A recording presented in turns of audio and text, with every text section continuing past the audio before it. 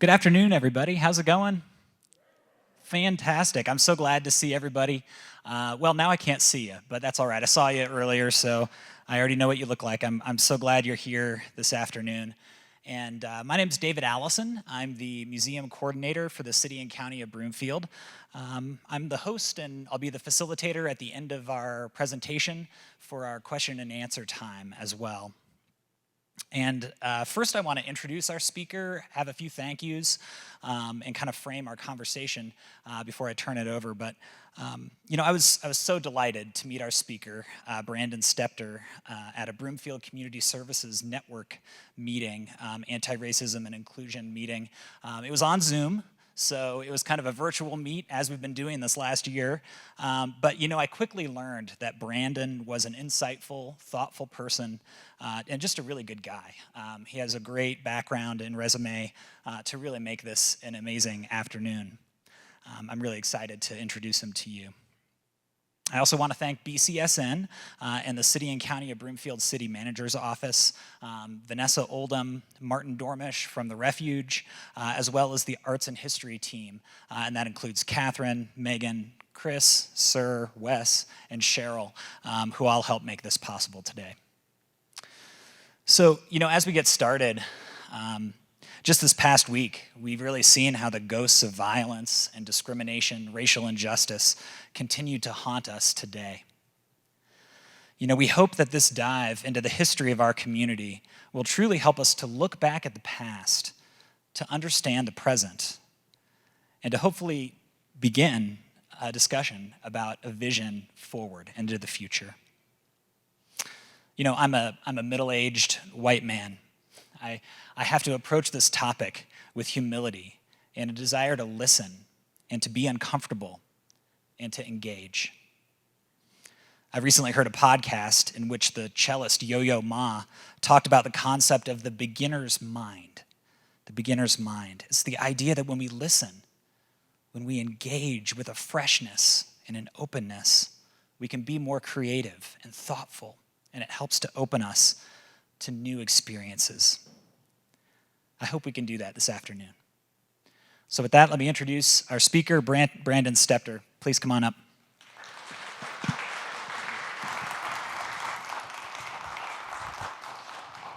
Thank you. Thank you so much, David, for that introduction. I really appreciate it.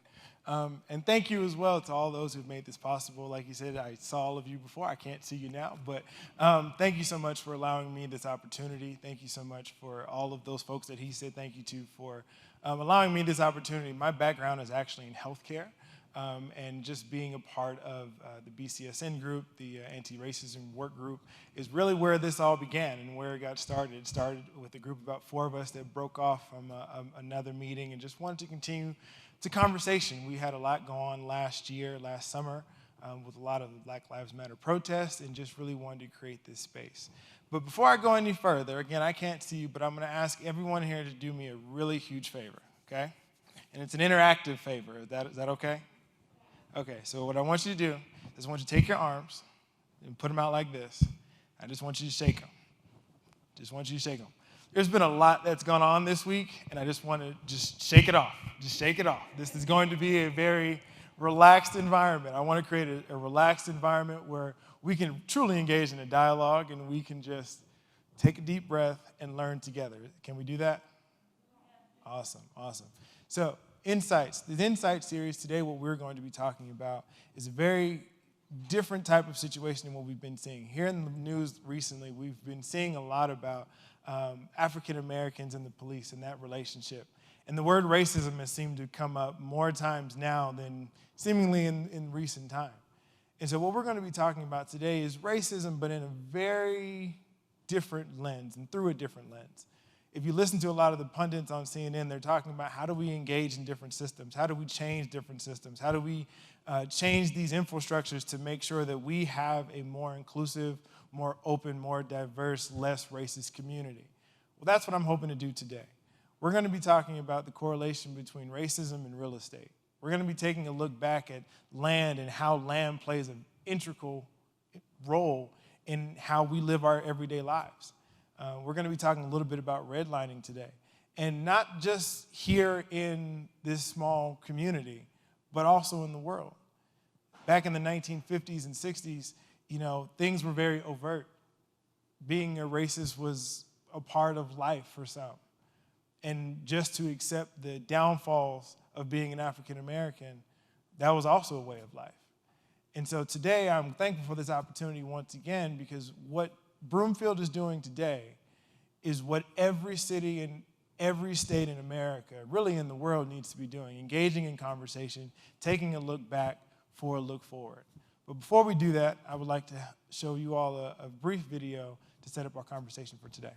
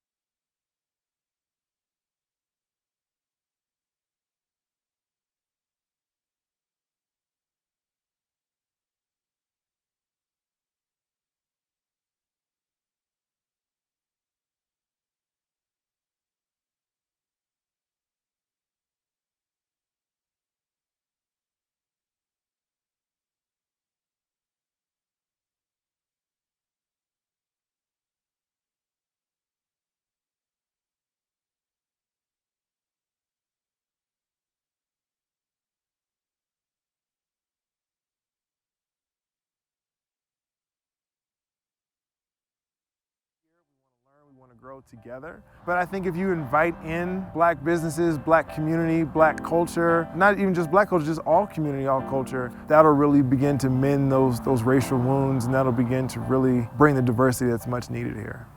Some of the ways that Broomfield is working and community groups in Broomfield are working toward anti-racism and diversity is one thing the city is doing, which is great, is the new Diversity, Equity, Access, and Inclusion initiative that is part of the city's official efforts. There's some great people involved with that team, and they're doing some great work.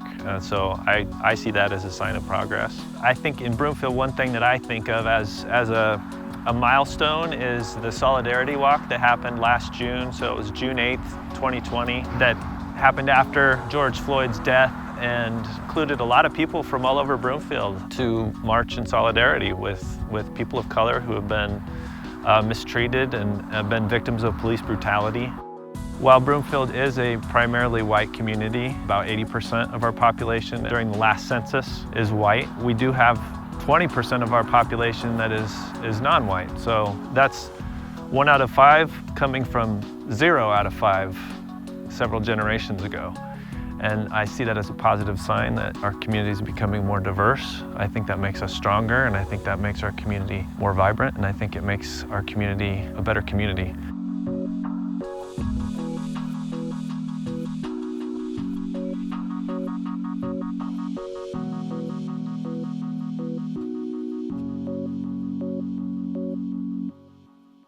There you have it. So thank you for all those who put that video together. But one thing I failed to mention is who am I and why am I standing before you showing you videos and talking to you today? Well, as David said, my name is Brandon Stepter. I just recently started my own consulting company and really focusing on what I call the Know Your Path curriculum program, as you probably saw in the video. And that's how we get insights. I believe that when you know your path and you know where you come from and you know your history, you can begin to change things that you're seeing. And I hope that video provided some context for you. That's why we're here today, and that's why I'm talking to you, is that we're gonna take a deep dive into history and figuring out what happened back then, so that way we can change it going forward to make everybody better. As David said in the video, Broomfield Heights started as a suburban local agricultural town in the 1950s. Denver being Denver, folks wanted to get out and create a less busy downtown feel and therefore create a suburb. And that's how Broomfield came to be. But just like David also mentioned in the video as well, it was some challenging times for people of color.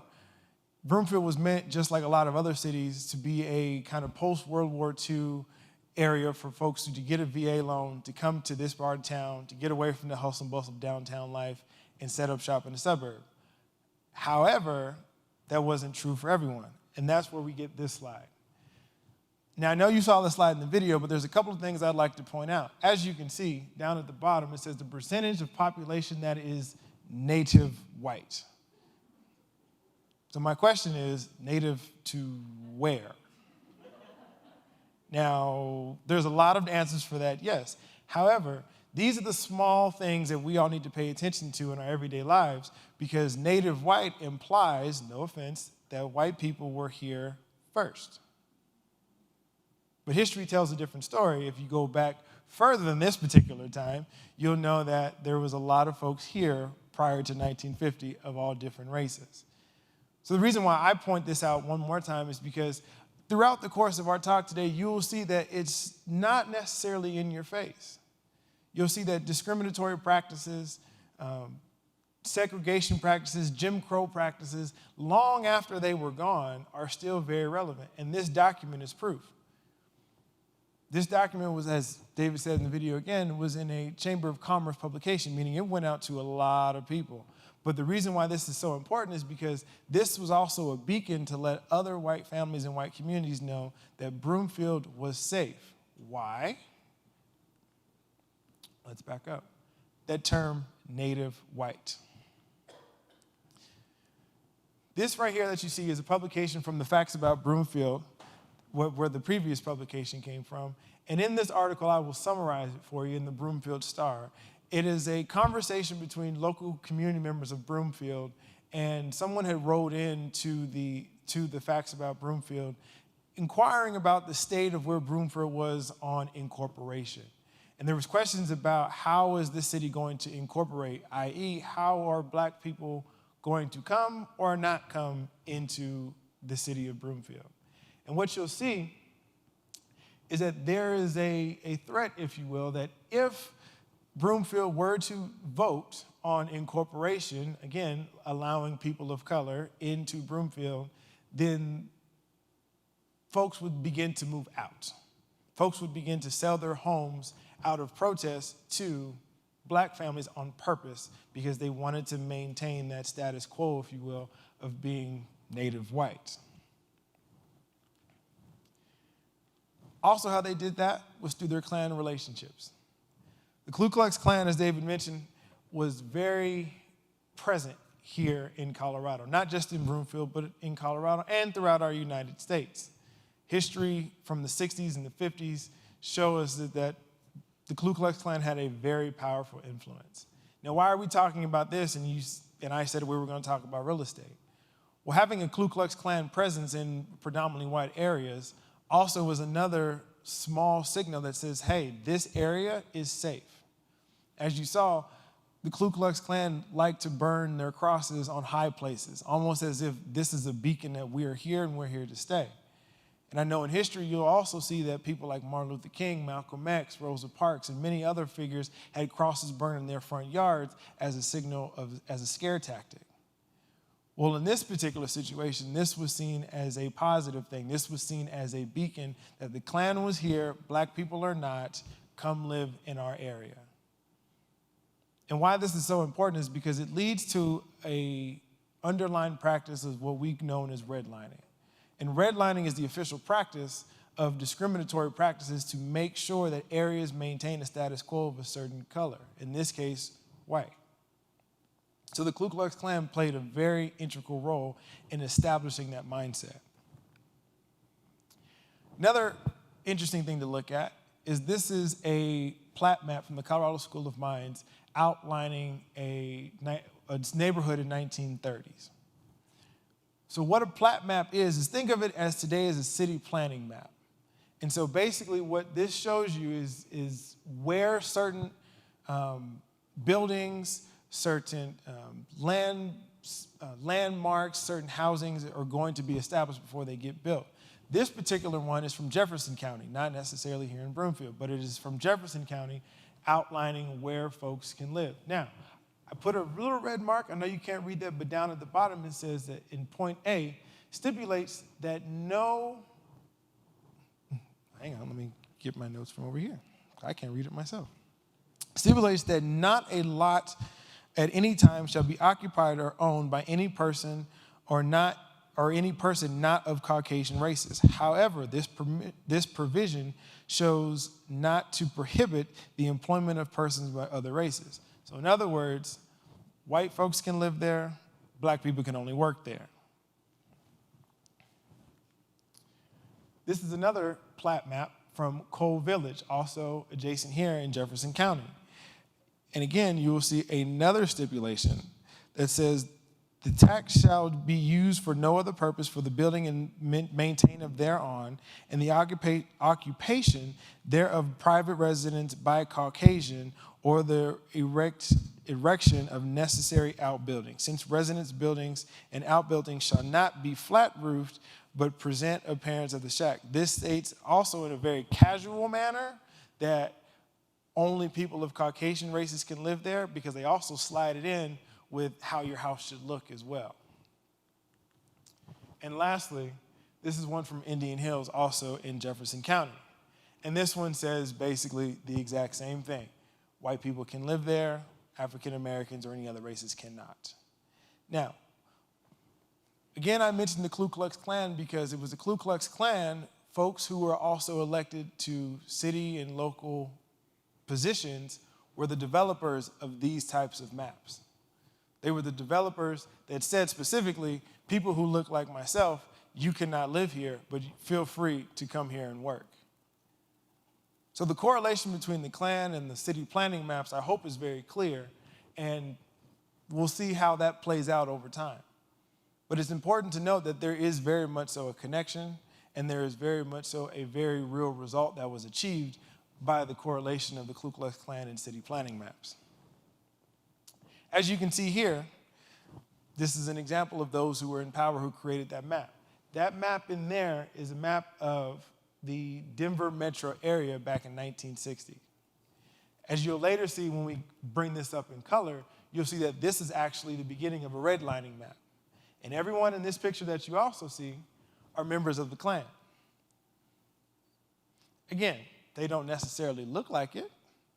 They are not necessarily scary or fearful, fear-mongering, but they are very much so members of a very scary organization who, in this particular instance as well, if you look at their faces, they don't look like they've done anything wrong.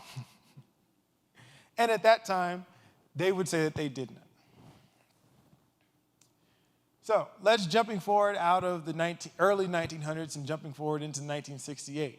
In 1968, the Fair Housing Act was signed, and the Fair Housing Act explicitly said that it is now illegal to prohibit anyone from, based off race, religion, national origin, sex, or handicap, or family status, they would all have equal, and I'm paraphrasing, they would all have equal opportunity to housing no matter what. Meaning that theoretically, this type of situation should no longer exist. And anybody should be able to sit on a board, sit on a planning committee, sit on anything that would allow them equal and opportunity access to housing.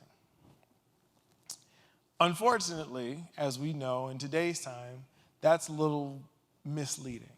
Yes, it is written into law, and yes, it is very much so illegal to do so overtly.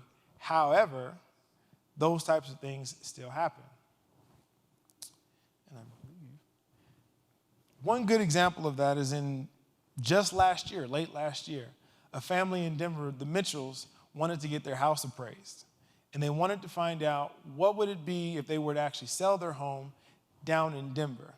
So I'd ask again, take a look at this video.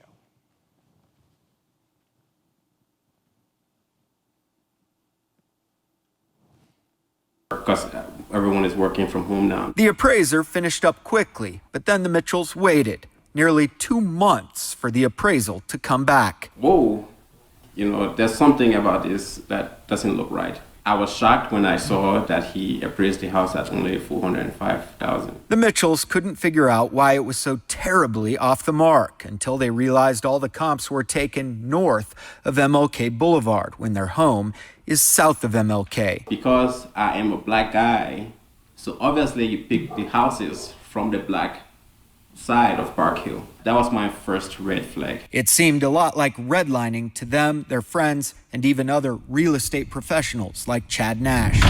As much as I love real estate, it's probably one of the most covert discriminatory industries out there. Redlining is defined as a discriminatory practice by which banks, insurance companies, appraisers, etc. limit or refuse loans to people of color. They've redlined you. That's when I started to read about what redlining is. Then the Mitchells decided to experiment, calling in a second appraisal company. This time we decided to flip it around. Let's leave a white person home. If we if we were both blacks and had a white aunt or a white uncle, we probably would have done the same. We didn't change the house. We didn't paint any walls. We didn't do anything different. That appraisal came back 5 days later, the comps all south of MLK, and the price, $550,000. $145,000 difference. Same house, same time of the market, $145,000. It was a shocking difference, but sadly, Nash says they're not alone. It's something that I see every day. You have to realize that appraisals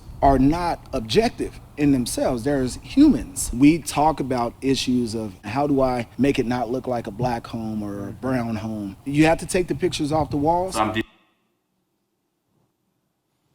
Now, keeping in mind, that was just in 2020, last year.